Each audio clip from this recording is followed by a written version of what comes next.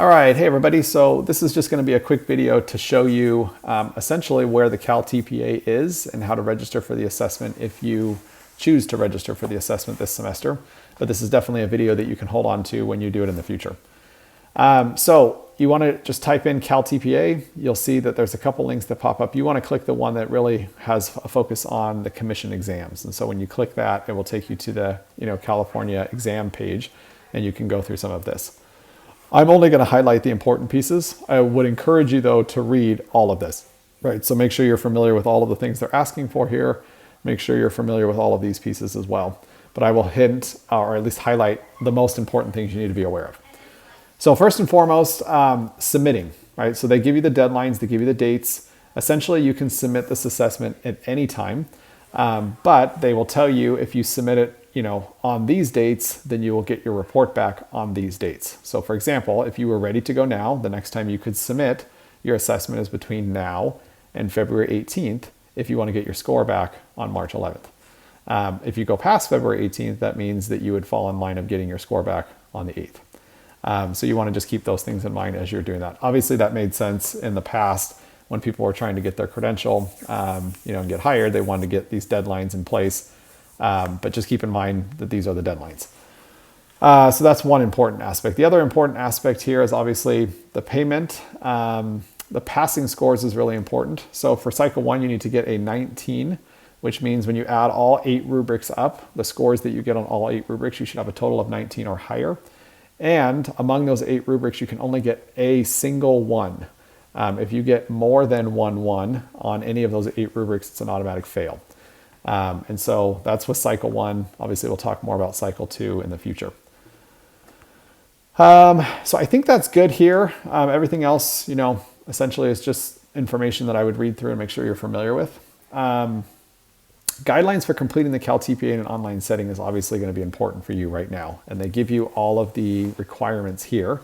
So they'll give you the general requirements. You want to click through and you want to read all of these and make sure that the guidelines are being followed here. Otherwise, you will not pass the test.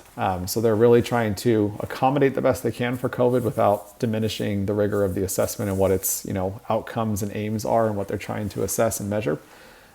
So they essentially lay that out here. Make sure you read these directions. Make sure your submission follows these directions. In terms of Cycle 1, this is what we've talked about, so I can read through these. Right, a minimum of 3 students must engage in the lesson required for Cycle 1. If only 3 students are engaged in the lesson, the 3 students must represent the required 3 focus students. And so I think this goes back a little bit on what I just said, so I want to apologize that those 3 students that they see in the lesson, if there are only 3, then those 3 definitely need to be focus students.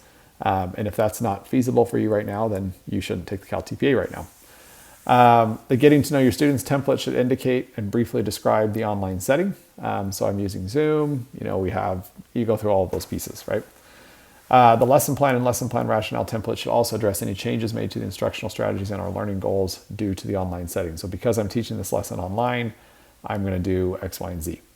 And so you can actually write out the plan as if you were going to teach it in a face-to-face way, but then talk about how you've made adaptations for online.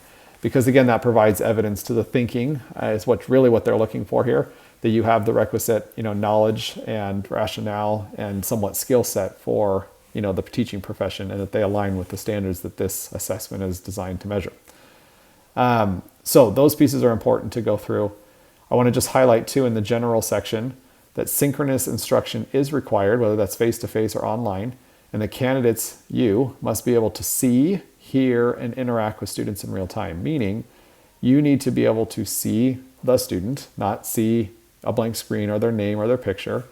You need to be able to hear them and you need to be able to interact with them. That goes back to that idea about what I told you yesterday about having a body part on the camera. The commission just wants to see that there's actually a student there, and that you're able to interact with that student. Again, if you cannot have any of these requirements met because of your circumstances, you should not take the Cal TPA at this time. And you'll have an extension to do it later. And then the purpose of this assignment essentially would to get you familiar with the Cal TPA. I think in terms of the big things I wanted to highlight, those were just the 2.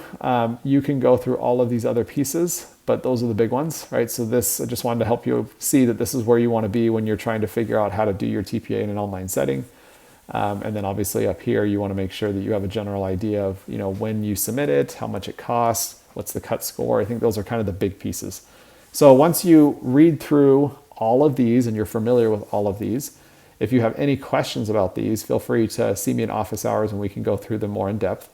Then you would just come down and register for the test if you are capable of doing so. Again, I wanted to make that clear. So feel free to reach out if you have questions about signing up for Cal TPA, and we'll talk soon.